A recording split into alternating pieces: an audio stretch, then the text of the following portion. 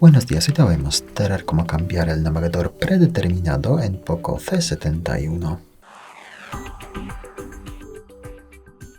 Para eso abrimos la aplicación Ajustes. Luego de Ajustes seleccionamos la pestaña Aplicaciones, la cuarta de aquí. Y luego más abajo pulsamos la opción Aplicaciones predeterminadas y aquí podemos, como ves, cambiar la aplicación de asistente digital, la aplicación de inicio. Nosotros cambiamos aplicación de navegador. Entonces aquí podemos marcar el navegador predeterminado, preinstalado o marcar el Google Chrome como predeterminado.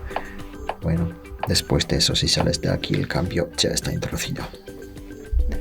Muchas gracias por ver el vídeo, te comentario abajo, suscribirte al canal. Hasta luego.